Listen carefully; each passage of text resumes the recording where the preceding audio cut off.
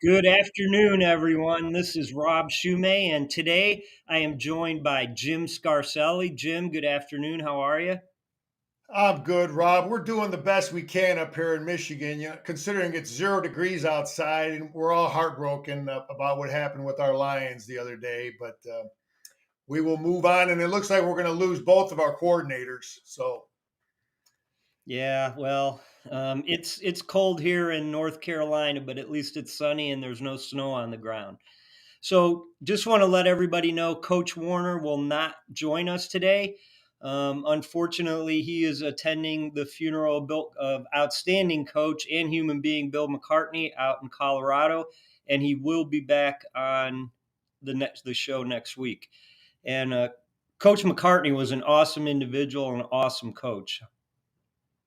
yeah, Rob, I played at Michigan, and I was lucky to have 1 year with Coach Mack, his last year at Michigan in 1981.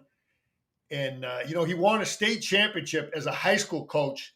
As a basketball coach, he was the head basketball coach and a head football coach, and he won a state championship in both sports, being the head coach. I mean, that's a coach that can take and coach anything. But he was a brilliant man, great speaker, highly intelligent, great recruiter, and I talked about it briefly last week. If you'd have taken a guy that you work with you see a lot of great assistant coaches, but if you'd have said, okay, which guy can we drop down into Boulder, Colorado, and take over a 1-10 team, Coach Mack would have been the guy that you say, you know what, that guy will build it, because he had it going on all counts that you have to have as a great leader. He was, and he did. He proved it.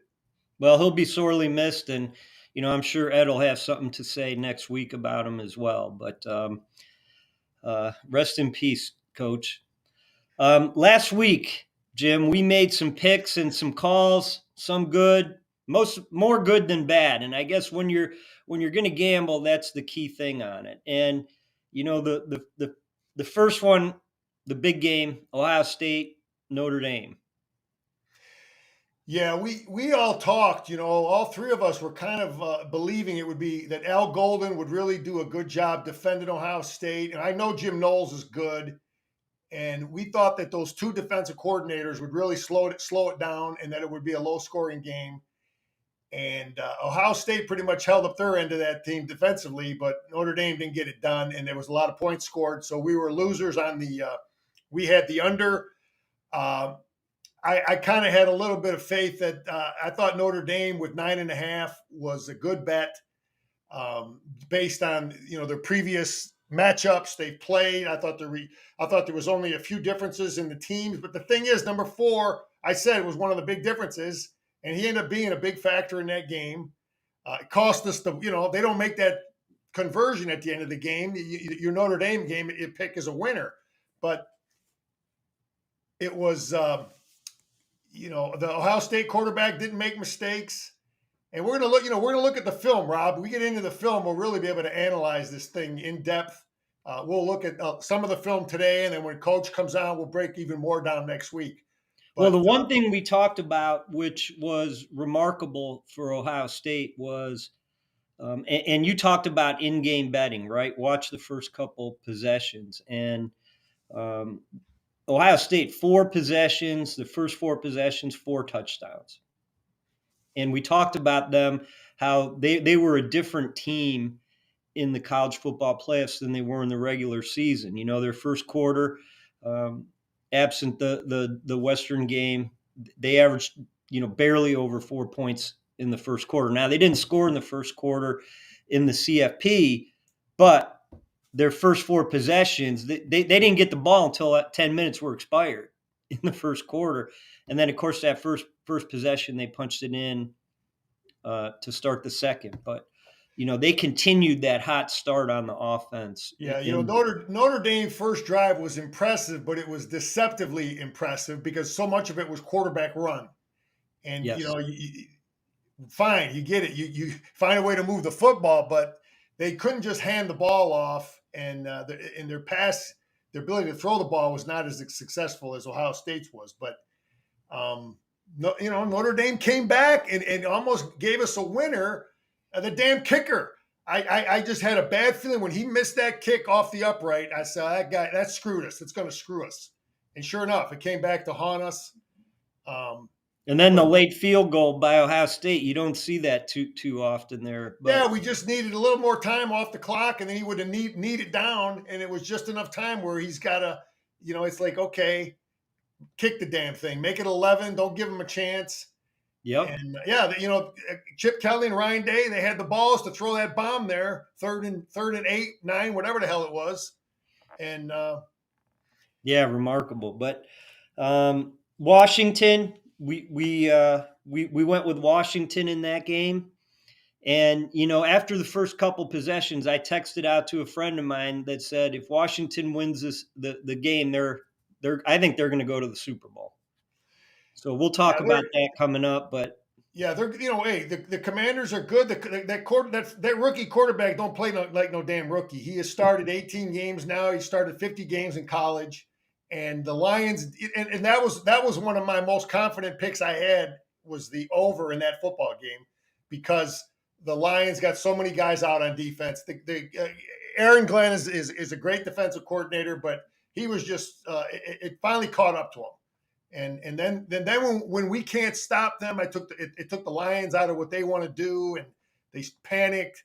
And Goff did not have a great game. We dropped balls, but the over was a good pick. I said I think the Lions will get their 31, and I thought Washington would get 28, but they got a hell of a lot more than 28. So that was we were on. I felt good about the over. That was my most confident pick of the weekend. how despondent are the people in Detroit after that game? You know, Rob, it's just crazy, man, that people that haven't played or coached, they get, all of a sudden now Dan Campbell sucks and Goff sucks and all these guys are terrible. And why would you hire Aaron Glenn? And why I'm glad Ben Johnson's, I mean, these people are unbelievable. I'm not that guy. We have the right, we got the right head coach, we got the right general manager. And if he, being a great coach, now you got to replace guys. That's what Nick Saban's done forever. Bill Belichick's done forever.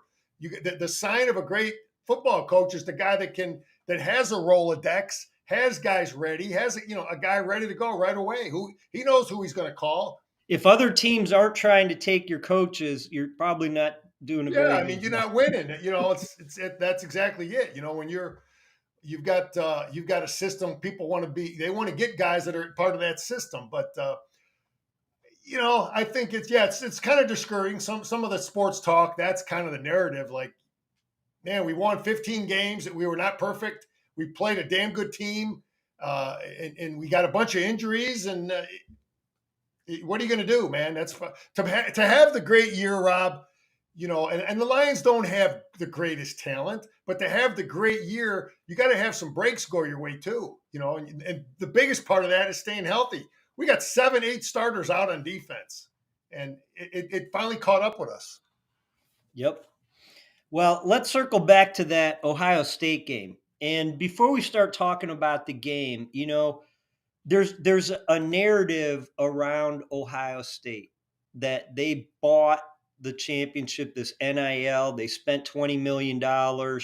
They got these players in.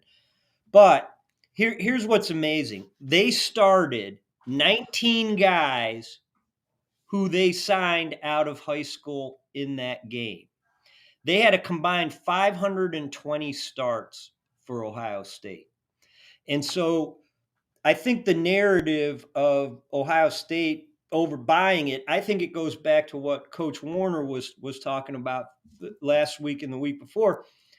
Player development is what's going to win championships. And we saw that, the year before with Michigan and then this year with Ohio State. Yeah, but the thing also, Rob, you got to understand, they paid those guys a good chunk to get them out of high school, a lot more than other people could probably afford. Okay, so yeah, okay, maybe they didn't pay a bunch of money to transfers. They got a few of them, but they anteed up to get them out of high school. That's one part of the financial deal. The other part is once they are fairly proven that they can play, then you got to pay to keep them. Right, but they, again, they developed them. They kept the players they needed, and it wasn't, contrast that with Indiana. How many transfers did Indiana bring in? Now they did it. They did a great job doing it, and they looked for guys that there was actual film on, and they brought in. Ohio State just kind of targeted the players they needed in retrospect. But the Ohio State roster has been it's been a build in progress for the last 4 or 5 years. You Yeah. know, their two edge players are both 4 year guys, right? Sawyer and Tamalua, and those guys were highly recruited. That was before NIL, but they were highly recruited guys. So it's not like they're and they had a tradition. And Ohio State had a tradition, a national championship, Big Ten championships. So it's not fair to recruit or fair to compare Indiana's high school roster, recruited roster. He couldn't beat them like that. He couldn't compete with Ohio State, based on guys that he signed out of high school. And the new system allows the Indianas of the world to compete. But Ohio State signed those kids, and then they had the money to keep them. So whatever figure he threw out, once you determine the guy can play, and I guess that's the great thing about this NIL, and you maybe you recruit a 4 or 5 star kid and he's not very good. You simply tell him, look, man, all we have for you now is a scholarship. You know what I mean? Because Yep. and then you pay the guys that are your first team. You pay them a certain amount, and that's pretty much how it works too. Coaches talked about, there's a pecking order. You're a starter at a Big Ten school, that's worth a certain amount. You're a backup, that's worth a certain amount. And then, but yeah, that's And kind an of the way it interesting is. question I had, like Michigan the year before, they had a bunch of guys who could have left. Some of these guys would have had a realistic shot at the NFL, and they stayed. And so, is it like Blake Corum, where Blake made more through the NIL than he would have made on his rookie salary in the NFL? Do you think that could have been at play here? Yeah, of course it is. I think the narrative that, oh, this guy's coming back because he loves his teammates and he loves his college, and no, they threw a big chunk of money at him. They threw $1 million at those guys. Those guys are offered a lot of money to come back. So it's not just the kid's love of his college teammates and his college town and his college experience. They're throwing money at those kids too to get them back. Now, So the NIL pool, how long do it can't be an infinite pool of resources, right? You saw A&M a couple years when this thing, they launched and, fired, I think, all the missiles they had. And then all of a sudden their money kind of went away. They weren't a big player anymore. How do schools keep that NIL pool of money going? no, that's just it. And it's one of the problems with NIL is I don't think the donors can write it off. I don't know that they can write that money off as a donation, and I think that's one of the problems. But yeah, And there's a limited pool of people who can continue to donate a million here, 2 million there every year, year in, year out. yeah, I mean that's a challenge because then those donors are competing. The university wants money for facilities, and that's the same type of donor, or they want money for other things within the university. So it's kind of like within the universities, they're competing for that big donor's money. He might want to send some to athletics. He might want to send some to development or research or whatever.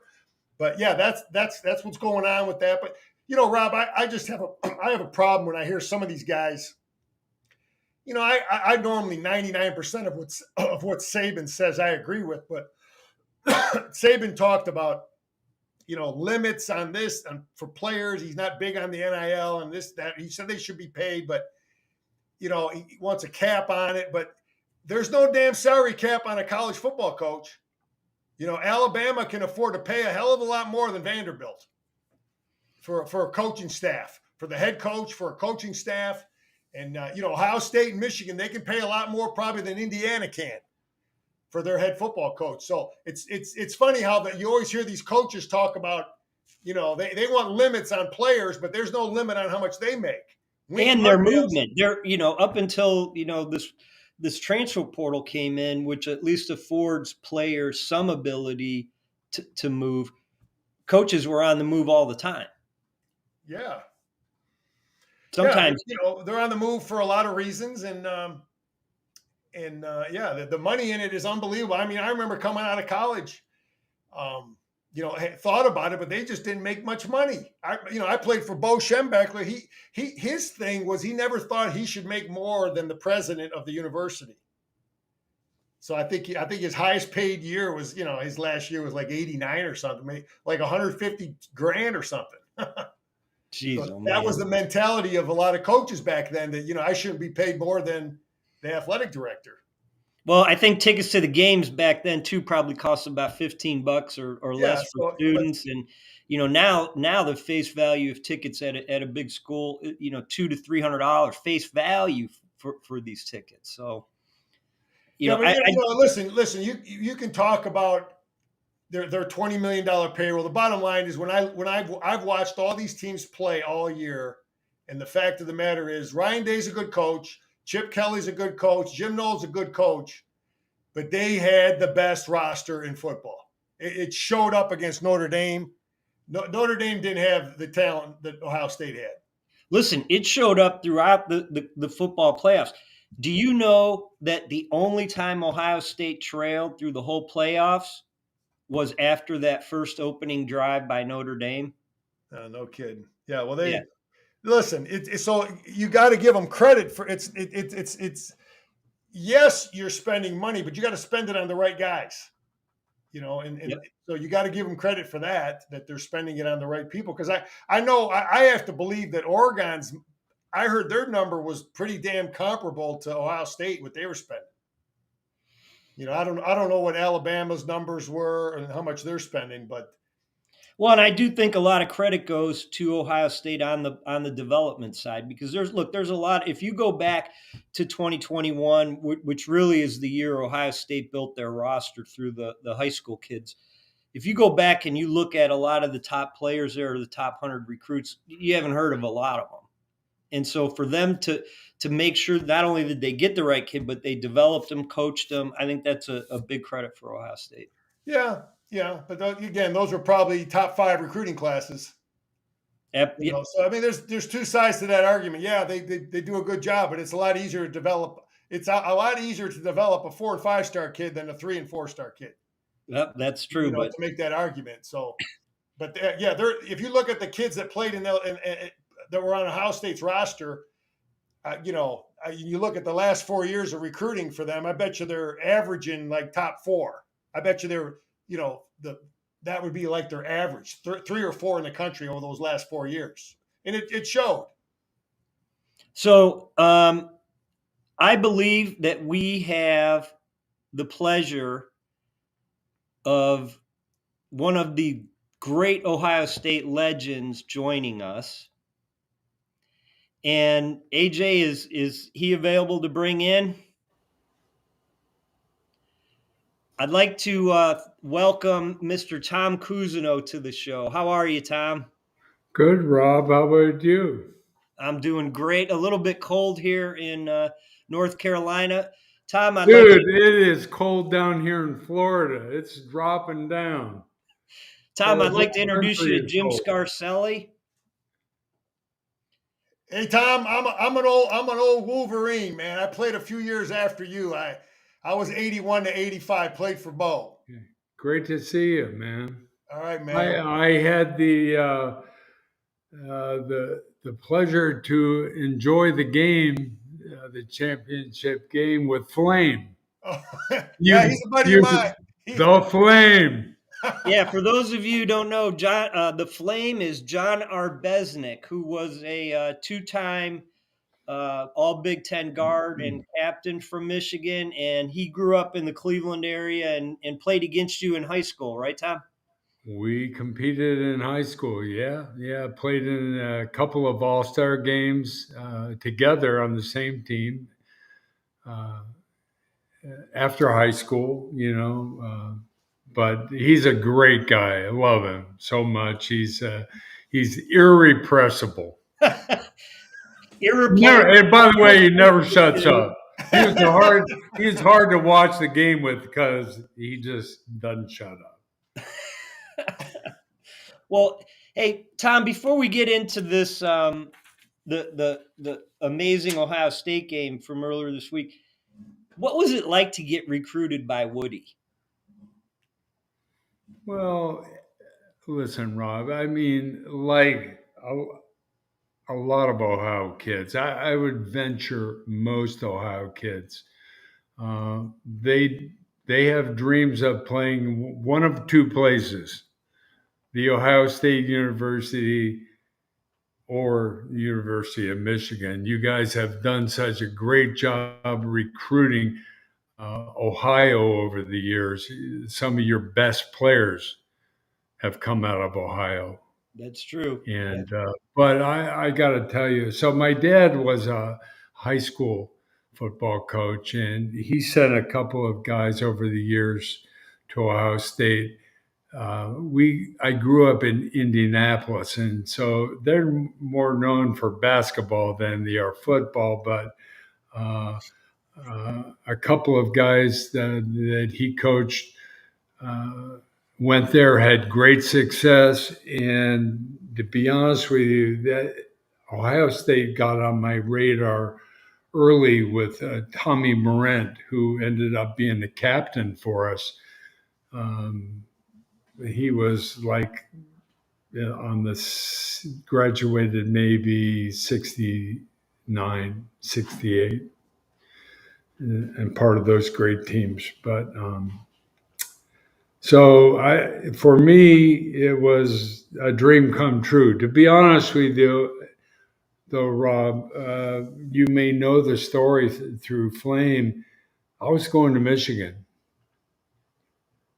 and you had a great defensive coordinator there, right? Linebacker coach, later your head coach. Amazing, amazing guy, and You're talking about Gary Moeller. yeah. Oh, I'm sorry. Yeah, Yeah. I Yeah. just assume everybody knows. Um, and I love Gary, and I'm not sure how he recruited anybody else in Ohio because he was at St. Ed's every other day. I mean, and I loved him. And we sat down and we talked about everything under the sun, not just football, but I was pretty convinced that Michigan was the right place for me. And I had one day, I mean, I'd been hearing some rumors, and of course, Gary was such a great coach.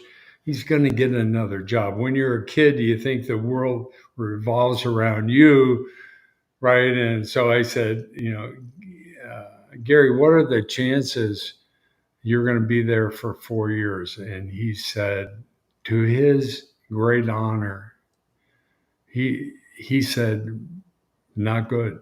I, I'm I'm getting a lot of opportunities. And he said, but Tommy, don't listen. It doesn't matter if I'm there or not. Michigan's the right place for you. And uh, I didn't feel that way unless he was there.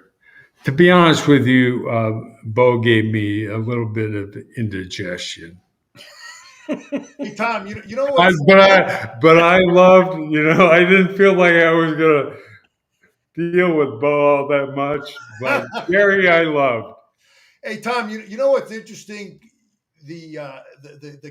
What you're talking about is the love and the relationship building. I went through it as a guy getting recruited. You went through it. All these different coaches, they got to build relationships. You got to feel that trust, that connection.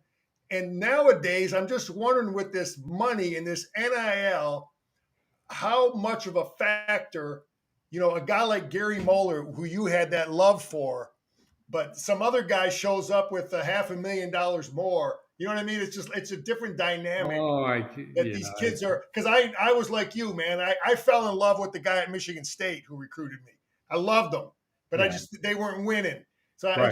that's just interesting that the NIL is, I think, maybe taking a chunk out of that relationship recruiting deal that is connected with the player and coach. Oh, dude, I mean, today listen, I'm happy for him, and we ended up in this spot through denial, ignorance over the years, and greed.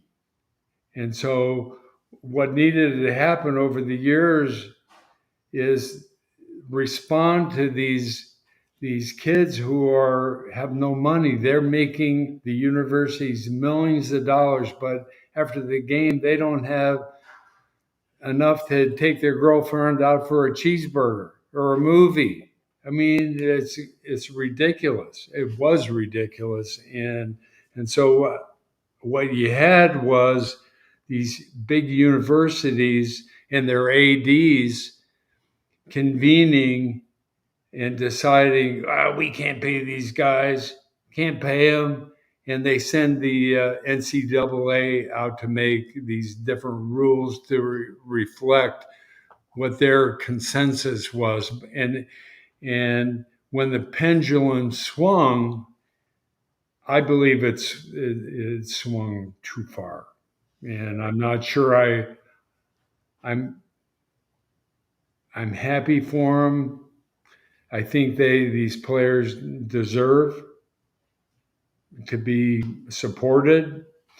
I'm not sure the manner we're doing it is quite equitable. I'm not sure how a team of youngsters, like we're talking about, when you have the haves and the have-nots in the same locker room, in the weight room, the sideline. I don't know how it's working. Well, Ohio State proved you can win with it because they've spent some money, but it's turned into, at least partly, wouldn't you agree, sort of a these paid mercenaries. Yeah, in many cases, yeah. Rob was talking earlier that the majority of Ohio State's top 22 guys were recruited out of high school. But yeah, some of these other guys that are catching up, like Indiana, and some of these guys that they made their living through the portal. So it's Yeah, yeah. I mean, we couple of our big players are from the portal for yeah, sure, right? But you're right. I mean, a lot of our guys, and I like to see that. But I think it changes the dynamics of the game. And from an alumni perspective, I love to see these guys that battle and battle and battle. They get on the field, and maybe it doesn't happen for them until they're a fifth year senior, right? I mean, that's a great story. yeah. No, Mm. Tom. I mean, I was many of my teammates.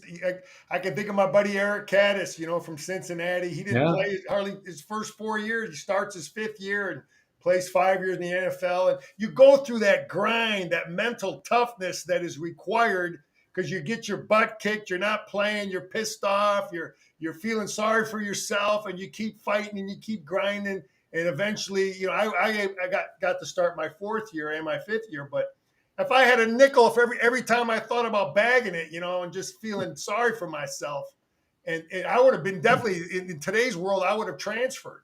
But now I had no choice, man, but to just say, screw it, I got to get better. Yeah, there you got no choice, and I felt the same way. I got on a pretty fast track at Ohio State. I ended up starting as a freshman, but um, there was, and we had a great team that year. I mean, that was Archie's second Heisman that Well, and you year. also had Pete Johnson. I mean, how hard was it to deal with tackling those two guys in practice? So that's how I got off the scout team.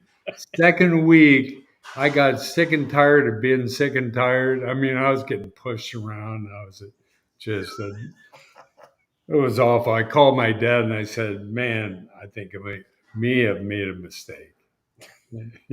He laughed. He said, "Just keep showing up." And So one thing about Pete, he was a great telegrapher. In other words, and when 3 yards in a cloud of dust, right? So he'd get real over his hand when he's coming forward, and you could see it. And our splits were a little bit big between guard and tackle, and I'm thinking this is lead play. I'm looking right at it, so I just took off like a blitz, and I knocked Pete Johnson on his back, Holy cow. which never happened. I mean, I took a gamble and it worked out. He had to outweigh you by 30 or 40 Oh my pounds. God. Yeah, but I hit him before he was actually out of his stance. Tom, I I, remember watching you. You're before me. You were a legend. But a great Buckeye I got to show around on his recruiting trip, spent a lot of time with, was Spillman. Spillman came up to Ann Arbor. I ended up spending a lot of time with him and loved him, man. I've cheered for Spillman from other than the times we played him, but he's yeah. done great Well, things. What a great competitor, and he's rubbed off on the Lions, right? Look at Oh what yeah, they've done. I mean, his personality and the responsibilities they've given to him to pick the cast of characters on that team. yeah, Characters is the wrong word because they're high yeah. quality, Well, anyway, so um, Coach Hayes grabs me, Pete's on his back. He grabs me, punches me in the stomach, shoves me back over on the other side. I'm in the huddle and I'm just a baby, right? And our defensive coordinator, George Hill, is in the huddle next to me. And he goes, great play. He goes, you know what's coming, don't you? And I go, same thing. He goes, you're damn right. And so the same thing happened, only not on his back, but I blew the play up. I got thrown out of practice. Woody threw me off the field. I was so upset. I came back for the afternoon practice and I was working with the number twos. I was off the scout team. There you go. I'm surprised he didn't throw Pete Johnson off the field. Why the hell would he throw you? You're the guy, the young freshman who's out there kicking butt. I got lucky. I guessed right. yeah, Tom, well, I have some film here when Rob is ready. I got film of the Notre Dame Ohio State game here that we can look at whenever you're ready, Rob. I just wanted well, to. yeah, we'll get to that. And one thing I want to say about you guessed right, Jim. Tom had 29 tackles against Penn State. So if he's guessing right, he's he's a damn good guesser. I mean, Yeah. when you left Ohio State, you held the career records in number of tackles, right? Yeah. Yeah. Jim, I think there's more than guessing going on there.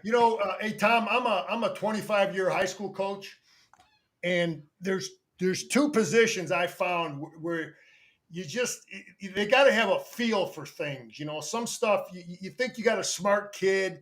I mean, there's football sense at every damn position, but I found quarterback and linebacker, inside linebacker. I'm an outside linebacker. I played on outside. They call it edge now, but I coaching inside linebackers.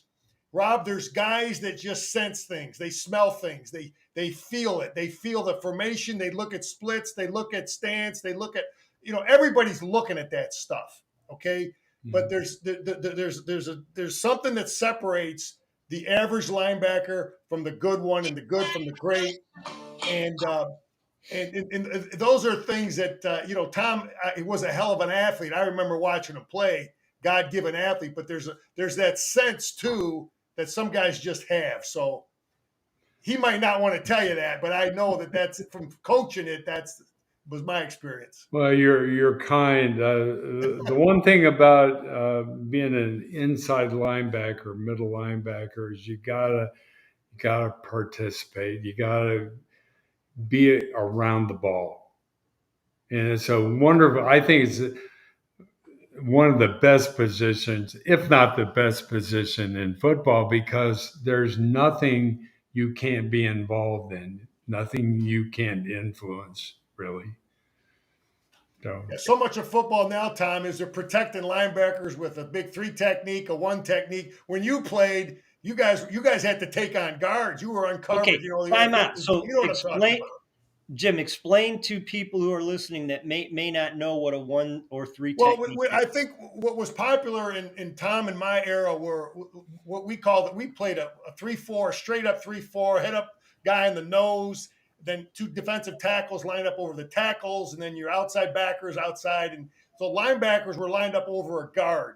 Now we slanted the front, but many times your linebackers had to be able to be big and strong enough to take on, 260-pound guards, yeah. and Yeah. now I think football it's been a good while now where they're trying to protect linebackers. Spillman always talked about Jerry Ball, that he loved Jerry Ball because his big butt was a three technique. Rob plays between a guard and a tackle, so he's playing into the guard and he's protecting the linebacker so he doesn't. Yeah, The he's concept, yeah, taking the 2 concept guys out. the concept basically is to protect your linebackers so they don't get hit, so they can flow a little more. So when to find a linebacker like in Tom's era and my era, you had to be big and strong enough to take on guards where you were unprotected. If that makes sense, that about right, Tom? Yeah, yeah, there's no doubt about that. But it also helps if you can get there first, Yeah. right? I mean, if you can read stuff and have uh, like you're talking about instincts for and play recognition that allows you to get on a big guy before he gets up a full head of steam, right? If I can play that edge and I can control him if he's just coming out of his stance, right? And I can play maybe bigger than I am. Makes sense. Jim, you have some film from the game, right? All right, You let's bring a couple. let's get on it then. Let's see. That's as big as you can make it, then, Rob. I guess that probably Yep. is. Um, I can't. You know what? 1st and 10, You know Notre what? Dame. Is AJ there listening? I can't manipulate. I didn't think about it. I can't move it forward. Can he move the screen down, or is he gone? Can you? Okay, you can't move because I can't get to the play button.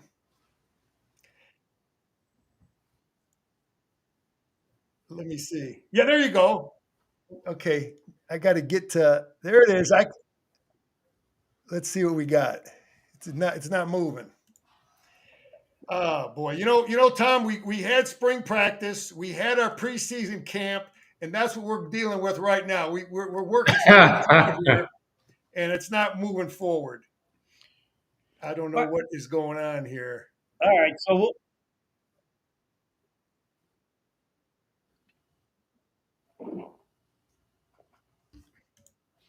Okay, let's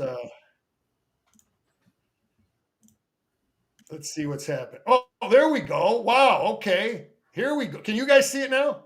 nope. No. You cannot see it. AJ's working on it. Don't do anything. It's tiny, tiny. Oh boy. If I could see this, I'd be like 18 years old again. Tom, we're going to get it. You're going to be able to. I got the Buckeyes here on defense that first drive, and it shows that I'm sharing. AJ, Yep, we got it. It's running. can you see it, Tom? Yeah. Yep. All right, Tom. Here's my take on this first possession. I had a feeling Notre Dame was in trouble. This first play. Watch this first play. Watch these some of this stuff. Yeah. We didn't have our quarterback running inside between the tackles, but this is just power play. They're blocking down, and they're getting good movement here this time by Notre Dame. And when you say block down, Jim, for people who The don't block down, I talked about that first play, how they had no movement. Well, here's the second play now, and you're seeing these guys come down and really get movement here to because they're blocking down here, and then they're going to kick out over here. Yeah, you got You see how the movement there? They're getting movement there, and neither of these guys block, but and movement. you've got a guy upfield with everybody behind him in that look at that seam. Yeah. Whoa. So it's a well blocked play. It's Yeah. the problem with that stuff. But Tom, if you see something you want me to point out, here's jet sweep, and Ohio State does a great job defending this play. They're going to put a guy in motion here. Oh, Tom, let me run this at you. I got linebacker conflict. This is what they're doing now, and I coach this stuff. All right, so look at this play right here. The ball is in the gut of this jet motion guy. So this guy has to play sweep. These guys have to play sweep over here, but these linebackers, they still have quarterback run that can come in off of this fake. You follow me? Yep. That's why you see these linebackers, they got to sit tight. Rob, they can't run out of there because they have to honor the quarterback keep that they just ran a couple plays earlier. Right. But this time he pulls it out. But you see the line, it's just enough to slow them linebackers down. But Ohio State does a great job. Yeah. And the way I coach this, Tom, is it's real simple. You just say, look, man, here, linebacker, you're not making the play out here. That's their job. You sit tight, wait for the read the mesh point, and then go from there. But anyway, the Buckeyes crushed this play. Well, you're not beating the Buckeyes going sideline to sideline. Yeah. They are too tough for that. They run like crazy to the ball. They get Tom, when Jim Knowles got hired, I thought that he was a 3-3-5 guy. Again, I'm a Michigan guy, and I know we want to run the football. I thought he would be soft against the run, the heavy physical run stuff. But they were real good against the short yardage. Their goal line package was tough. Doesn't some of that have to do with having the great personnel, though, that they don't have a weakness on that line that they have to cover up? Rob, you got great personnel, but you got to coach them up too. You got to know how to coach them. There's a lot of teams that have great players, and I think Jim Knowles does a good job coaching up short yardage defense with technique and the things he does. Yeah, and the issue becomes then do your job. When you get people over committing and trying to do more than what that particular defense requires, that's where seams occur. Yeah, Tom, look at this play. This is another idea of the conflict that these offenses give you. So, these guys are reading the mesh point. These three players on this backside, it's not just a simple handoff to him. They got to honor, quarterback keep over here. So they're going to be a little slow to pursue in this direction. So that just want to point that out that Notre Dame, everybody's running this stuff. On the first drive here, right? Yeah, this is still the first drive. They gash the crap out of us. I don't know that I would. I thought different than you. I thought, whoa, we could be in trouble. Well, I thought that too until you go back and you look at the play-by-play, and it was literally they were fighting inch by inch. There were only two plays that were more than 10 yards. I think maybe two plays that were more than 7 yards in that whole drive. So they were literally 3, 4, 2, 1. They ate almost the entire first quarter. Great game plan. Keep the ball out of our hands. And they couldn't really duplicate that. The rest of that half had more success, in the second half. I hear what you're saying, but I just think that so much of it was having to run your quarterback, and they do a good job on this power play here. It's same kind of, they block Sawyer here, football play. Yeah. Look at the movement, man. 5 yards downfield. Yeah, these guys are getting. Look where he's putting this guy. These are fit. This is that's a good sign if you're a Buckeye and you're watching that. And then you got the running back, two guys that can do things. Yeah, I'm going to just remind you guys that that's what Michigan has done to us Yeah. the last few years. They've out physicaled us up front. Yeah, Tom, look at this, man. This is stuff that these guys have confidence doing. Here's empty formation. See, I don't want to defend this against Ohio State. What's it down and distance? First and 10. I don't. You know why I don't want to defend this is because this kid can run right here. Right. This changes everything. So they got two big tight ends out here, 260-pound kids. So who are you going to put out there? You got a safety, couple safeties against these 260-pound kids, and then you just throw the ball out to a fast guy. Yeah.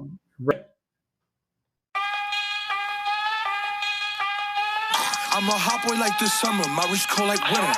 Yeah, that's me. Yeah. Winter, chicken dinner. I'm a hot boy like the summertime, wrist cold like. I got 20 inside my sprinter. I'm a winner. Yeah, that's me. Yeah. It's like winter, chicken dinner. Damn. Oh, you guys want a party fever, huh?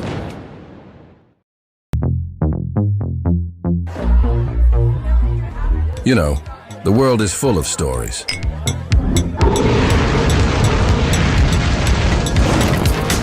Some are grand adventures.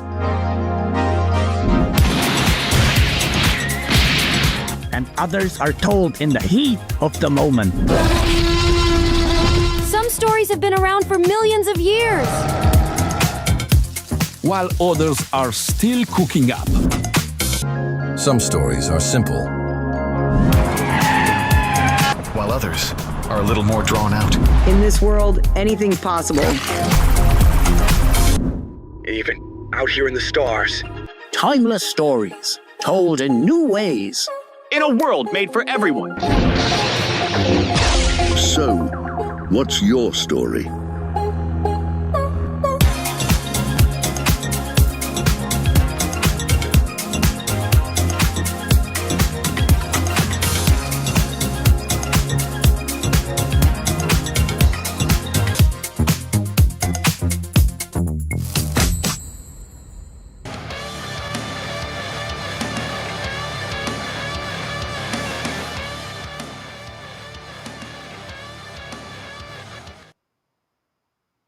Welcome back. We're live with Jim Scarcelli and the great Tom Cousineau. We're all right.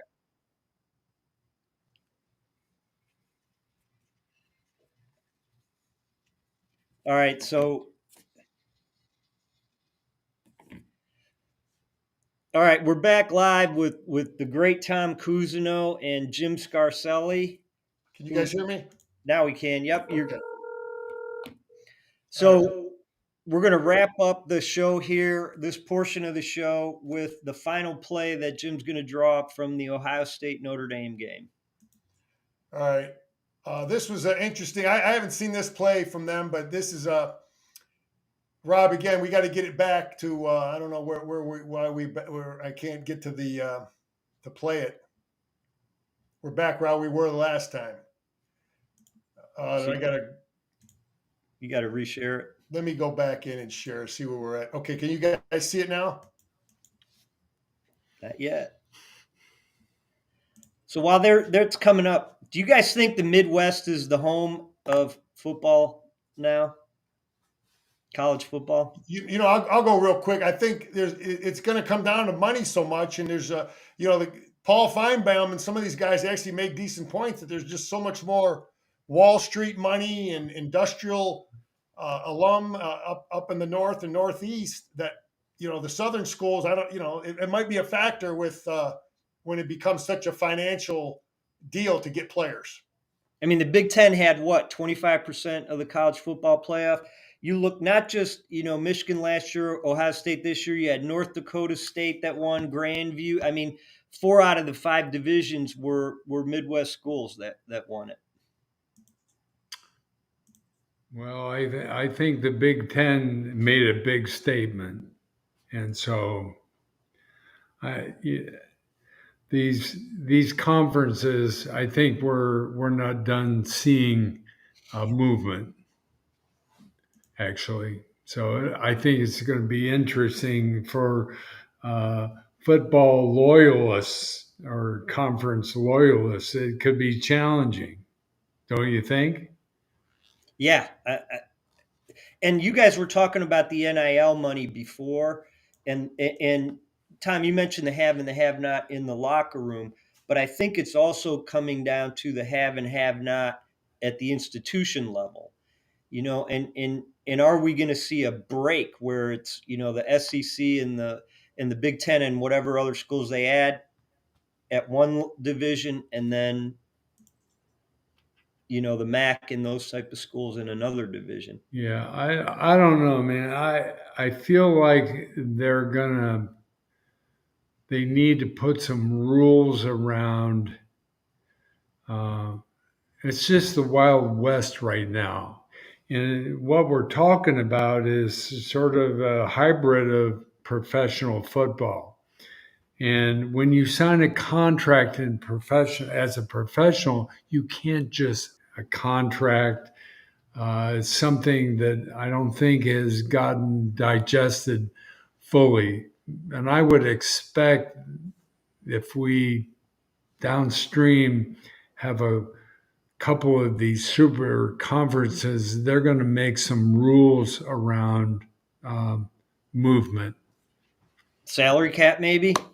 Well, I don't know if it'd be a salary cap, but I have to imagine uh, the movement thing is, if you're taking money like that, big money in particular, I don't know. I mean, I asked Ryan Day last year. I went on the Buckeye Cruise for Cancer with him, and so I asked him. I said, Coach, I said, congratulations on your new position. And he looks at me and I go, a GM.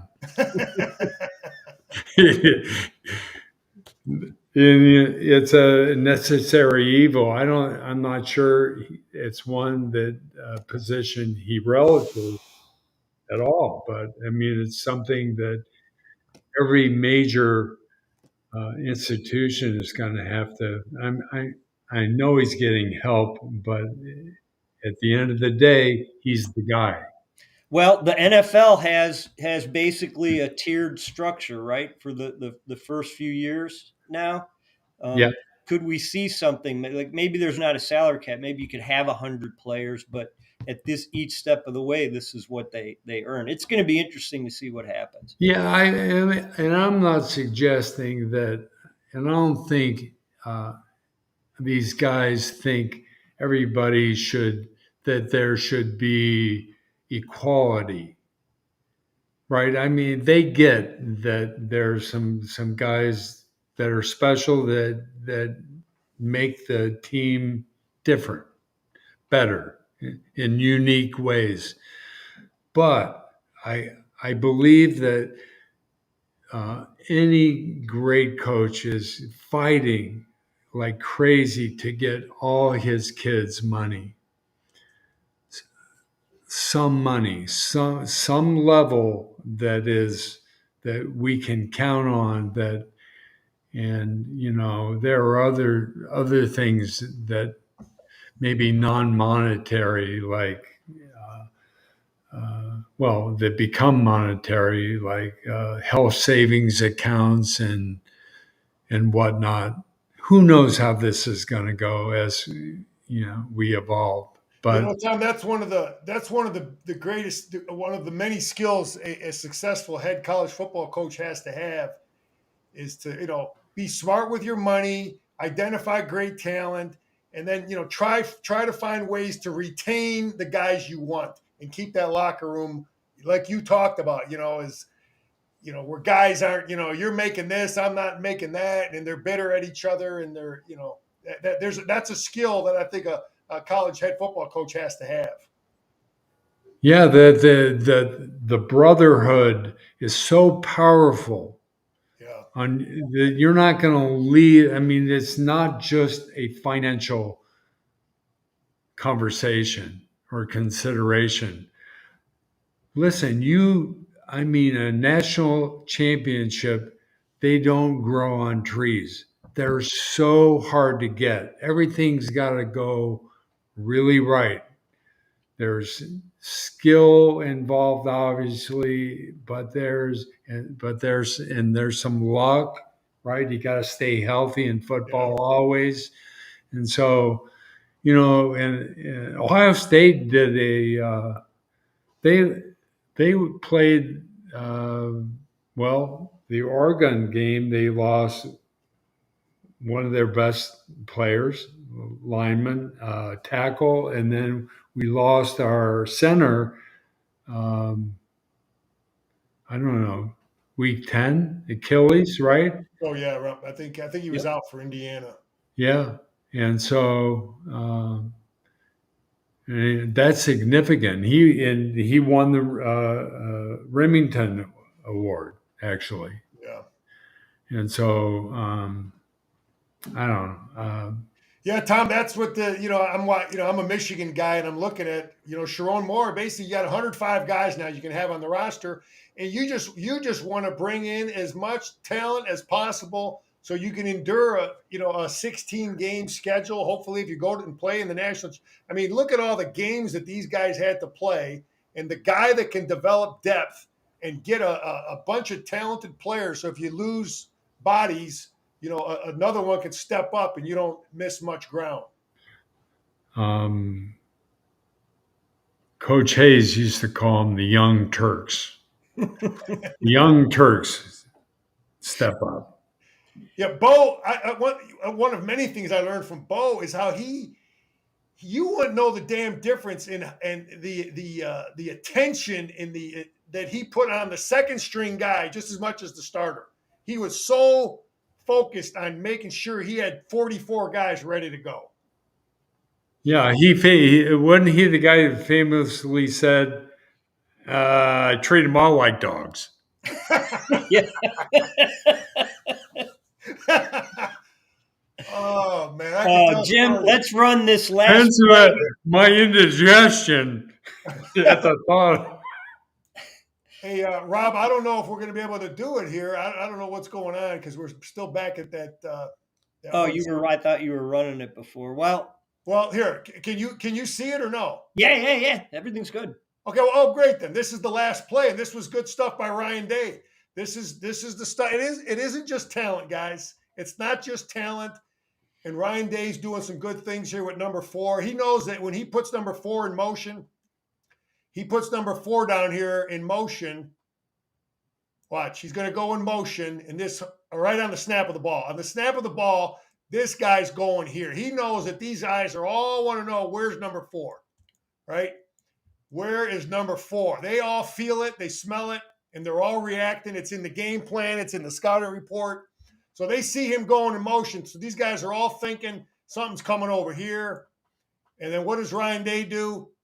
Backpedal. And now there's nobody out there. So that's good. I saw the play. I'm like, you know what? That's good coaching. He knows that this kid is attracting a lot of attention, and he's just pump faking with him. Yeah. Sound.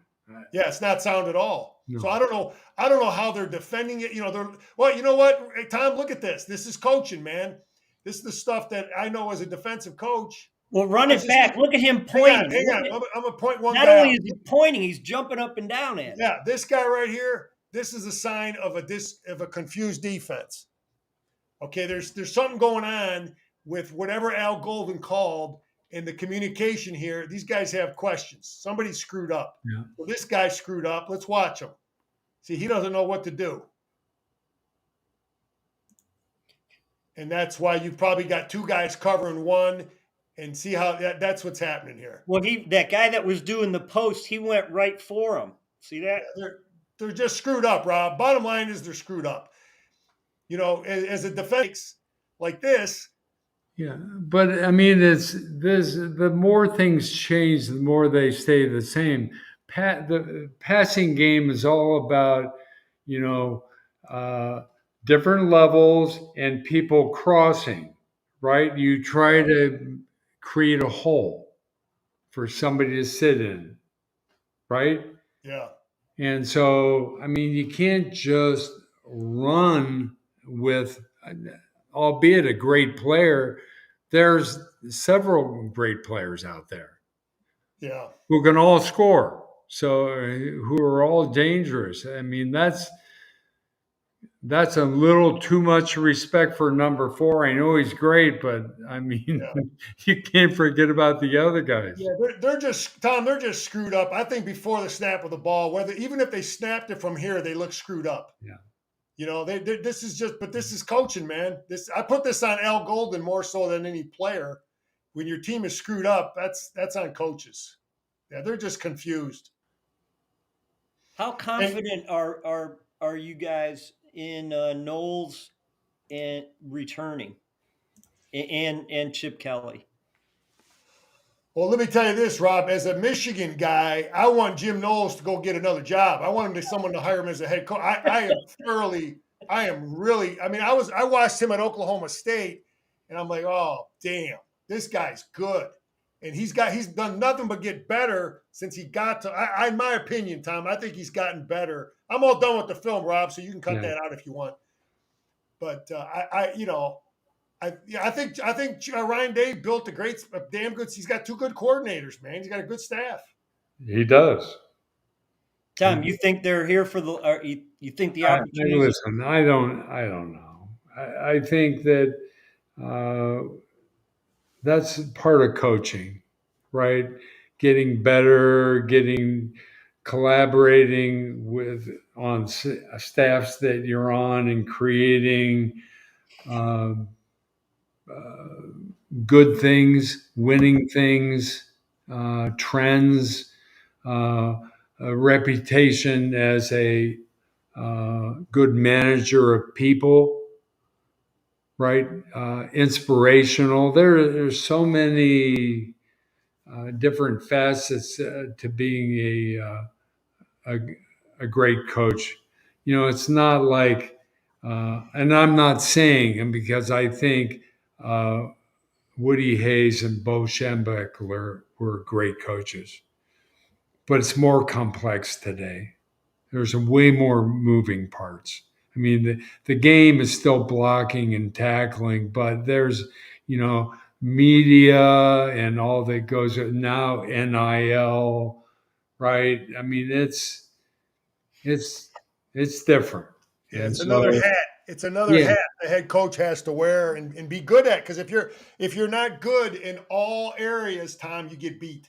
yeah. And one thing we know in Jim, you know this, coaches get hired and they also get fired. Yeah. So that promotes movement and opportunity, and so if you're committed to your craft, you probably want to be a head coach somewhere. You probably want to try it yourself. And there are some guys who don't, but a lot do. And so it's that kind of game, there's always people hiring out there. Yeah. Yeah. Yeah, I was an assistant for many years, a coordinator for many, but then you know what? You want to see if you can do it. Yeah. You want to see if you're the guy that talks to the team before every practice. You talk to them after practice. That's a whole different deal than being a position coach or a coordinator. Yeah. You talk to them. The people always talk about culture, Tom. You know what my definition of the culture is? The goddamn head coach is the culture. That's the culture of a program. The head football coach is the culture. You agree with that? I do. I think it's challenging at the high school level because I see more and more that coaches oftentimes aren't in the building. And so they're volunteering their time. They're coming from, they're not teachers. Yeah. And so it's become harder. I'd be interested what you think because when I was in high school, all our coaches were Teachers. teachers, right? And so they knew us really well. They knew if we were having problems. They knew if we had a bad day. When you come from the outside and you show up at practice, you gotta, I think, work a little bit at ease into practice, and so that you know what these kids are like that day, because every day can be a little bit different. Wouldn't you agree? Oh yeah, I mean, I couldn't even imagine coaching without being in the building. You're just with I'm with those kids. You're sizing them up. You're talking to Mhm. their teachers. You're dealing with problems. Yeah. You're coaching. You're recruiting. You're recruiting the hallways. I'm talking to the kid in the band with the tuba guy. You know, Yeah. you need to play football. You know, I'm talking to the basketball guy. You know, you're the 5'11" kid who thinks he's getting a scholarship in basketball that can't even touch the net. You know what I mean? Those guys, you're No. recruiting. It's a different kind of recruiting. A high school coach, you're recruiting your hallways. But yeah, it's I loved it, Tom, and it's just different. It's And not to be. let's not forget the parents. I think it's when you're not in the building and knowing those, spending that kind of time with kids, that the parents are harder to deal with. Yeah. Well, Well, I tell you, Tom, you know what I learned. A coach told me. Uh, I had my little red beam pointer, right? So you put a kid in who thinks he's getting screwed, right? You got everybody. There's certain guys that think they should be playing. They think they're getting screwed, right? The coach doesn't like them. Coach is screwing me, right? So I would when those kids got in the game or whatever, if we filmed our practice, whatever. I made damn sure, Tom, because I eliminated a lot of these problems. I made damn sure that the whole team. I put the red beam on this kid who thinks he's getting screwed and he's getting his ass kicked, and I would say it to the whole freaking team. I said, guys, this guy right here thinks he should be playing in front of this guy. He thinks he's getting screwed. You think that kid was going to tell his parent? Hell no. I didn't have any problems with parents, Tom, because actually, I'm going to share this with you. A basketball coach, a successful basketball coach here in Michigan, shared this with me a long time ago.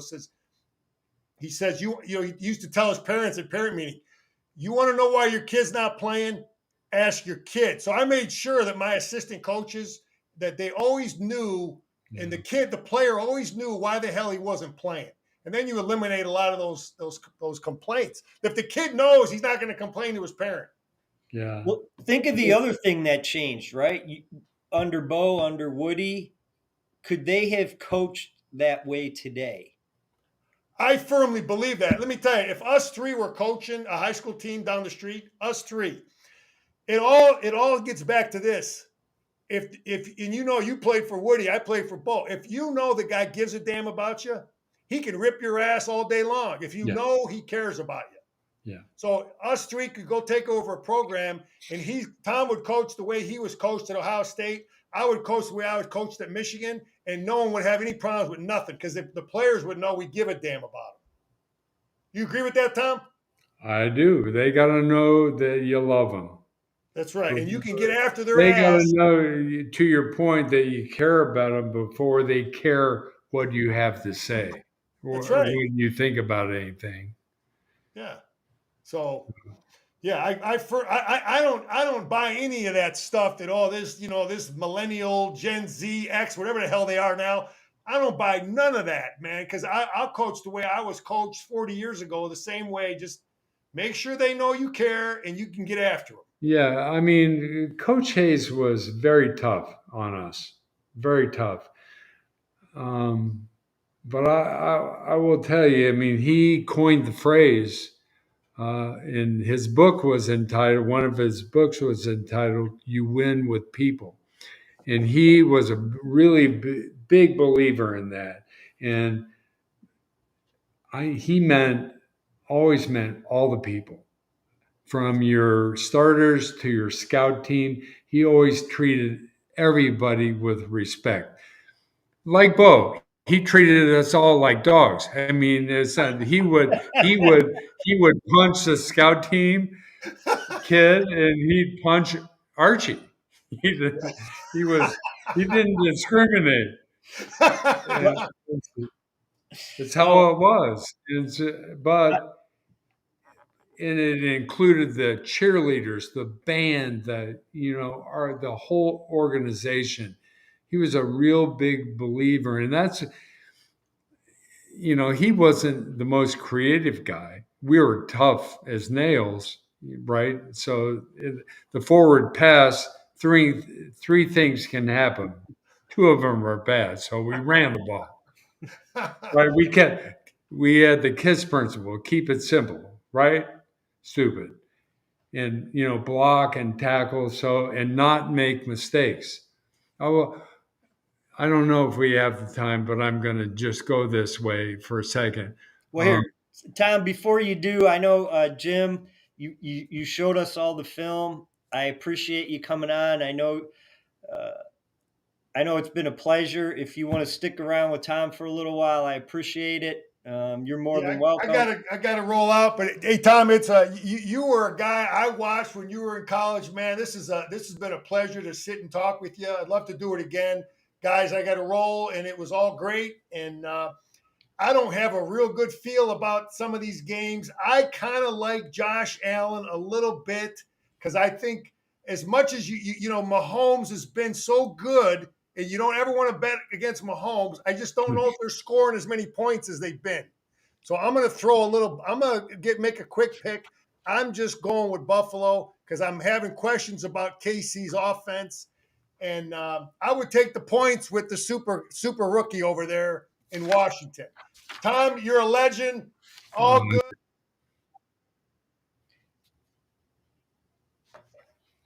Tom, you gave him the hook there. I gave him the hook. Anyway, you have a couple more minutes? Yeah. I just was going to tell you that this idea of everybody being the same. I learned a great lesson from the amazing Archie Griffin. We had a rule at Ohio State that if you mispossessed the ball, if you fumbled or or you got a penalty, jumped offside, Coach Hayes, you had to not jog, but sprint around the field, the track, and think about what your mistake would do to the team on game day. And so we're practicing for the Rose Bowl. We're undefeated, #1 in the nation. We're going to play UCLA, a team we've already beaten, 42-20, I think it was.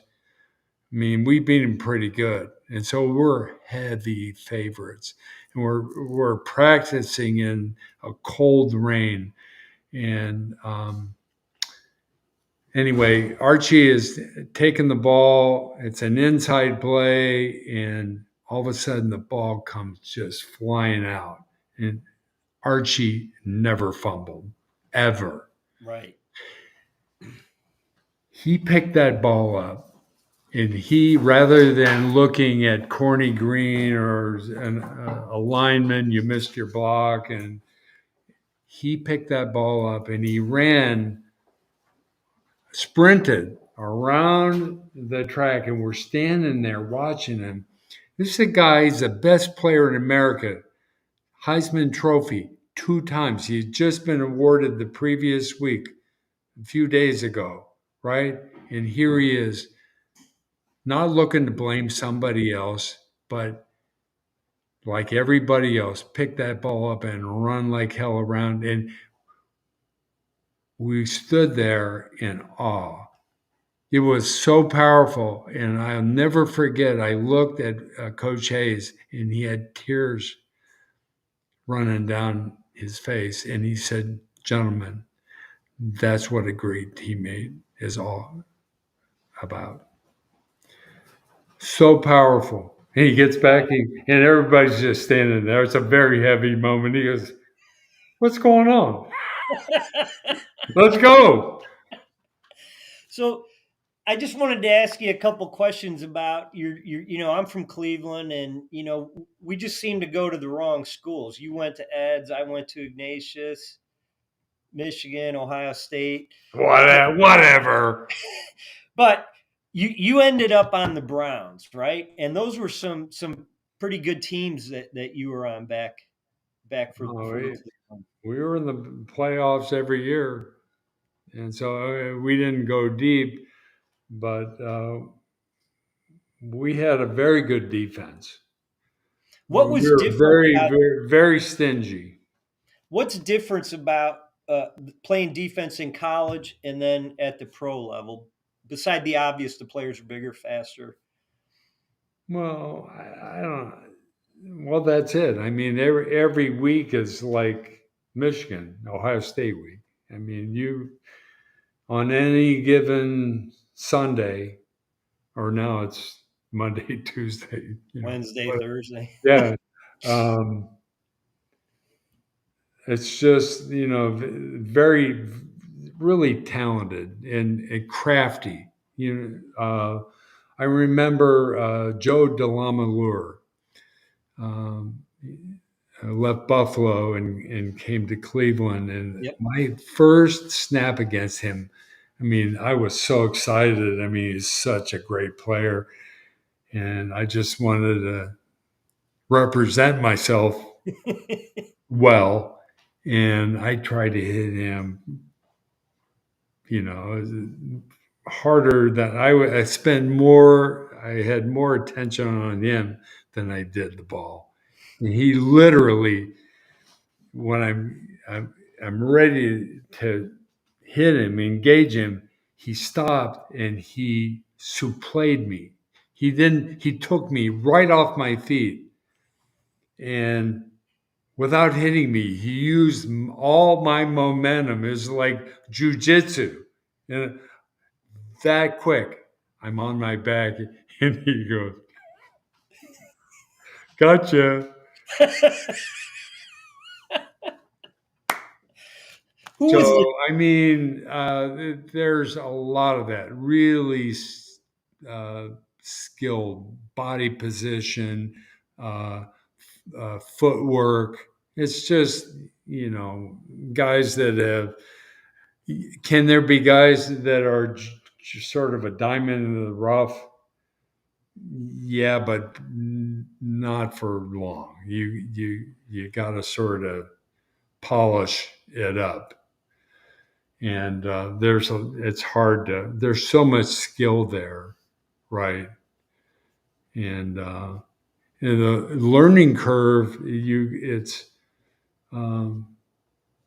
like Bob Golick, Notre Dame guy, St. Joe's in Cleveland. He was a linebacker in New England, and we brought him to Cleveland and put his hand on the ground.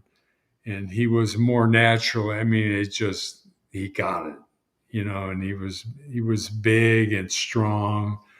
And but we're playing his first start in Cleveland Stadium against the Steelers, and the cardinal mistake of a defensive lineman is to raise up.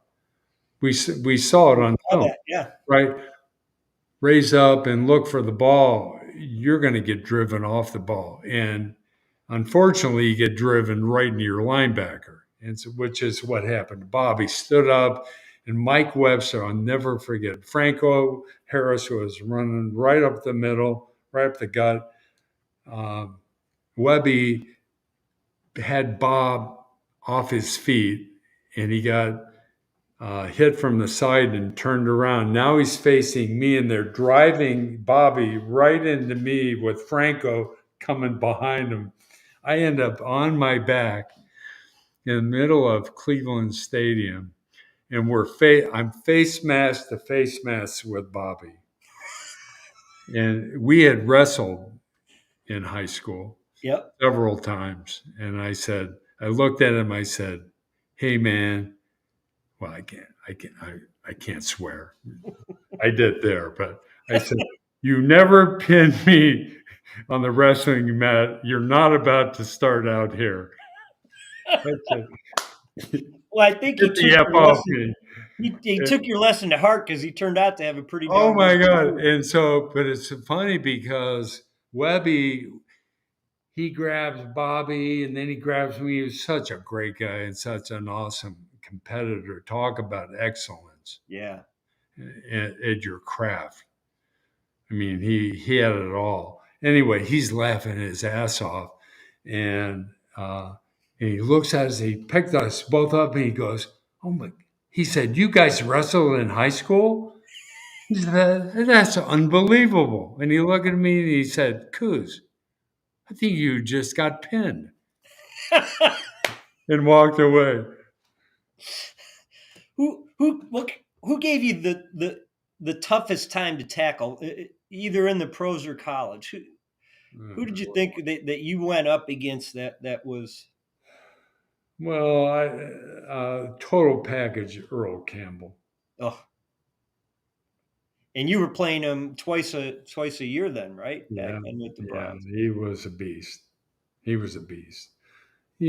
Guys like Tony Dorsett, Marcus Allen, for different reasons. Marcus could turn you into an idiot if you weren't careful. I mean, he could you would collapse, to like fall down. Your legs look like pretzels. Yeah. And, so Did anyway. you prefer to defend the run or the pass? Well, I think most inside linebackers prefer the run, but um, the passing game is very interesting. If you've got the right group that communicates, it can be really opportunistic. Big play oriented, passing people off, but you have to talk. Yep. Look for people. The whole drill, as I mentioned it earlier, you know, uh, somebody's going across your face, you can count on somebody coming back the other way behind you. I mean, they go up the seam. It's about getting safeties out of position, stretching them. You know, Well, and you said it earlier, and one of those plays, do your job. yeah, you got to trust your teammates. You Yep. really do. And so when you're playing at a high level, like the Buckeyes have been, it's fun to watch. There's a lot of talent on that field. Yep. A lot. And not only talent, but I think the coaching. And before you had got on, they developed 19 of their starters. They signed out of high school. They obviously, yeah, it's one thing to recruit a 5-star, but to develop them and to get as good as they are. I mean, what they did in the college football playoffs was unbelievable. So I congratulate you, and my hat's off to you and Ohio State for that. It was amazing, and it was fun to watch. Yeah, well, we're awfully proud of them. And I think, that we had a hiccup against Michigan, which is, listen, there is no shame in losing to the team up north. It's aggravating as heck, but I mean, they're good and they're tough. And that week is that game. When I saw that line, I went, "Oh boy. No, no, no, no, no, no." Well, that's one thing that I saw that bothered me. Whether it was, I even saw an article written about it that it was the least satisfying national championship for Ohio State because they didn't beat Michigan. And you know what? Ohio State could beat Michigan every year. If we win the national championship everywhere, I'd be just fine. Yeah, I would say that's a misplaced priority. Yeah, and And it's important for sure, for sure. John Cooper never had success against Michigan. he sent more guys to the NFL. We played a pretty high level, couldn't get past the Wolves, but um, nobody sent more guys to the NFL than Ohio State during those years. Yep, absolutely. Very talented, and so um, it, It's important for sure, but and I root for Michigan. I want them undefeated. I do. I want them to be at their best. I mean, that's the essence of competition. Really, is doing battle. Uh, I, I I I want you at your very best. What good does it do for me to beat you when you're hobbled? There's Right. there's for me there's Is nothing. it safe to say there's a difference, the fans' perspective and how they react, um, versus how the players react to each other? So the Ohio State fans and Michigan fans, how they treat each other and how they react versus, I think, the respect that the players show from each other. It, I don't know if I'm asking that question in a good way, but the fans sometimes treat each other really badly. You don't really see that too much. Yeah, there was that scrape up at the end of the Ohio State Michigan game, but for the most part, I think the players that have played in that game, whether they're from Michigan or Ohio State, get along with each other quite well, don't you think? Yeah, I do actually. I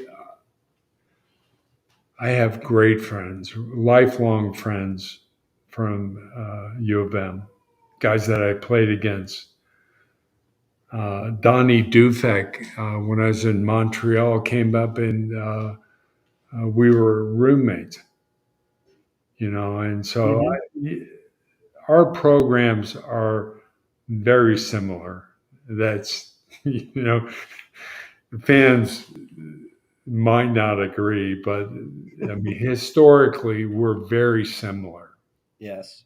and they're both great laboratories for young guys to work it out, and if you can survive Monday through Friday in both Ann Arbor and in Columbus, Saturdays take care of themselves Yep.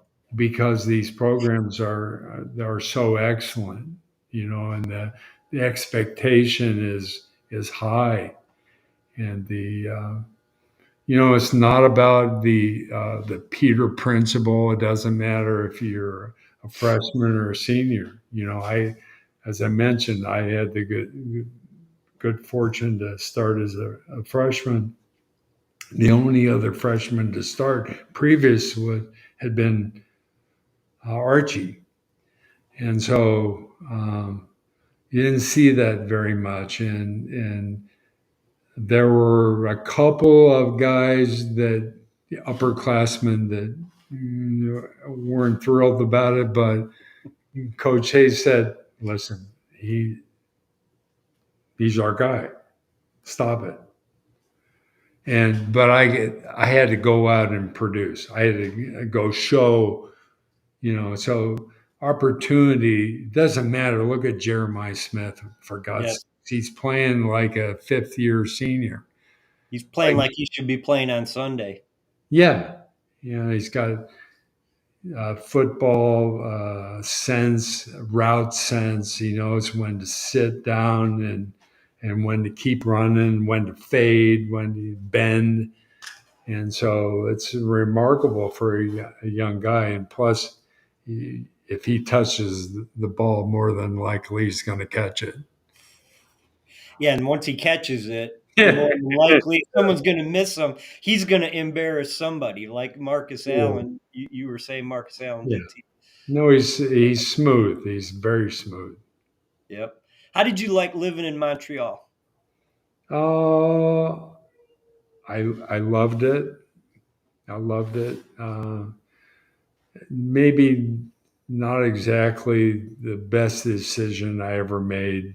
I didn't win a lot of friends here when I did that. But Buffalo was way, way, way out of line. I mean, it was ridiculous, and so not sure why they drafted me, given that we got in the weeds instantly. In fact, Roger Goodell at the College Football Hall of Fame pulled me aside and he asked me, he said, I just need to know what happened. Because obviously we would, that, he said, that would never happen today. Well, I said, I wish it hadn't happened then, but it was, given all that, I was like the prodigal son. Yes, and especially coming back to the Cousineau. Browns. Cousineau. Boy, that old stadium was something else, wasn't it? The old Cleveland Municipal Stadium. Oh, it was terrible. Yeah, but at least you never had to get stuck behind an obstructed view seat with the Yeah, pole there blocking it, and you spend the whole game with your neck around some guy's I shoulder. know, but it was when the field was wet, and that was often All the time. it smelled. It's built on a landfill. The funniest thing I saw there, I think we they went to a took care of Monday that. night game against the Patriots, and these four guys are carrying this very elaborately decorated doghouse in, and it's got little like dolls of players and stuff, and they march right in. They got a ticket attached to it, right? Oh, we're gonna sit it on the bleacher seat. One guy carries it out. They had a giant keg in there. It was the funniest thing that you ever saw. Oh my god. Those bleachers would get, I mean, by midnight of that Monday night game, it was pretty wild in there. So I had my daughters were, I'm gonna say, they were about 10 and 7. I have two girls, Kyle and Casey. And so I took them to a game. Well, we've been to many games, but we sat in the dog pound. Oh, jeez. Which I had never been in before. Now, at Municipal Stadium, the old yeah, stadium. yeah. And so I love the end zone view, and the dog pounds. I mean, it's perfect for that. Yep. Anyways, we're sitting in front of two couples, and they got their beers stacked up, right? Pretty soon the girls are sitting on the guy's laps, and then a beer or so later they're actually facing their boyfriends, and then the hands and the shirt was, and my girls were sitting there like, whoa. And I leaned forward and I said, dude, I'm not a prude, but I have my daughters here. This is not really working for me, if you don't mind. And the guy, one of the guys looks back and tells me to go F myself. And I said, really? And so I stood up, I hailed a security guy. I walked out to the aisle and he came down. I told him. And he blows his whistle and he's telling You get out and you get over here. And they sheepishly walk out, and he confronted them. And of course, they had to admit everybody was saying, yes, yes, yes. And he said, well, listen, you guys got to go.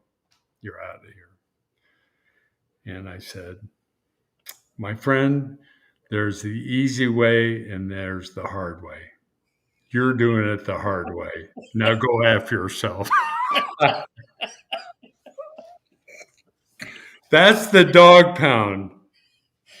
I had the pleasure of being at the last game at that stadium for the Browns, and I think it was the last game entirely because the Indians had ended their season, right? And I was sitting in a suite, thankfully, and about the third or fourth quarter, all of a sudden, people started. You just saw rows of seats getting passed forward and then chucked onto the field. Oh boy. By the fourth quarter, there were two bonfires burning in the dog pound area because those seats were wooden, and they were literally, some people had brought little saws in and they were cutting them off, and these fires were going. And I'm thinking, man, I am so glad I am up here. They have a great fan base. They're very animated, as you can attest to. And that's why I feel like Jim. I'm hoping Buffalo has been close so many times, and Yeah, and they that's got why I to get was past they got to get past a great team in KC, but I think that it's possible. I found some interesting numbers. So on a rematch game, right? The teams that lost prior in the season versus an opponent and then were favored, right? So Kansas City lost to Buffalo earlier this year. So in that situation, 7-10 straight up, 5-12 against the spread, which does not bode well for Buffalo. Excuse me, I mean Kansas City, because Kansas City is favored by 1.5 to 2 points, depending on the line. They lost the earlier game, and so against the spread, the team that lost but is now favored in the playoffs is only 5-12 since 2017. Against the spread or Straight up, they're 7-10 against the spread, 5-12. Okay. Well, I don't know. Anytime I try to prognosticate, I'm wrong. So I'm not. I try to refrain from that. I would be Who are happy. you hoping to I would win? be happy for the Bills if they could win. Yeah. Have you ever seen a quarterback like Jaden Dave from the Commanders? I mean, wow. For a rookie, he looks every bit the part. Yeah, to be honest with you, I haven't seen him play. Oh, okay. Yeah, Well, you got to watch I'm that the game. wrong guy to ask. I watch Ohio State. I'm pretty, and now I'll start to watch it. But and I love football, but I have a lot of my honey-do list is too long for me to sit and watch football. Oh, I know that. I Most know of the time. So, what are you working on? we're building a house here, and so we're almost done with it. It's Awesome. been a labor. I'm not sure of love of endurance for sure. That would depend on who wanted the house. If it was your wife or you, because if it's her and you're doing it, it's definitely a labor of love. Yeah.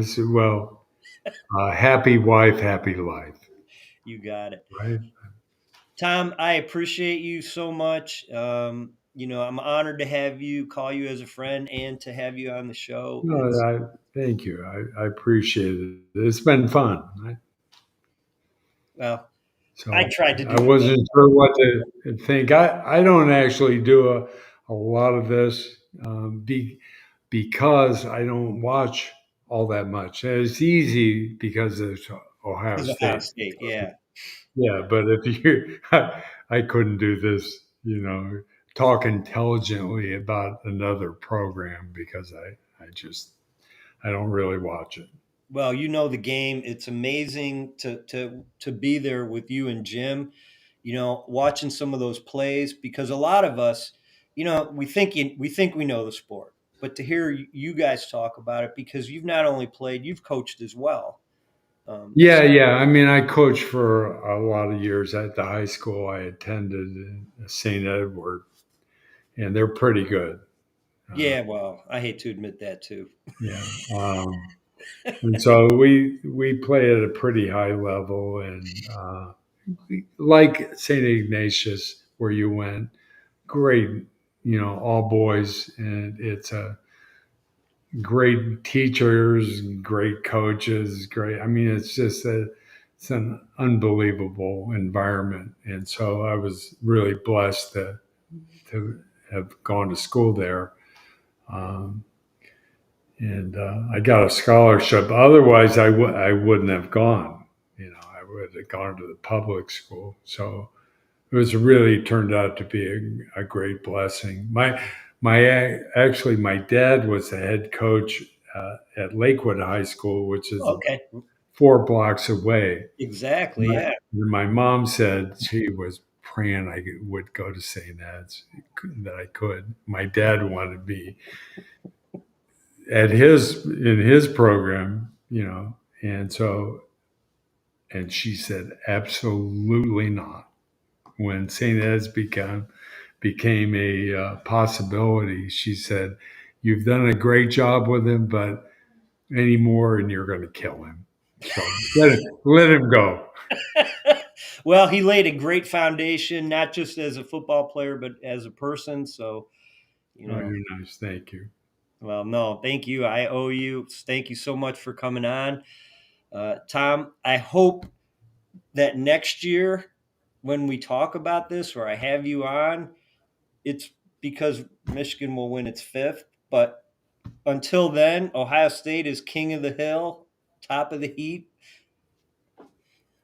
and enjoy it and deserve it. Yeah, maybe we could end up facing one another in the national championship. Wouldn't that be something? Oh, that would be, yeah, that would Well, be, it depends on your seating. It could happen. it definitely could. I mean, hey, like I said, the Big Ten had 25% of the teams in the CFP this year. And, Ohio State, Penn State, Oregon, they all look like they're likely to return next year. So if that were to happen, I may not have that big a problem with losing to you guys during the regular season again. Let me think about that. Yeah, I would agree with you. Anyway, Tom, I appreciate your time. If there's anything we can do for you, just let me know. All right. All right, man. Have a good night. Okay. Take care. Okay.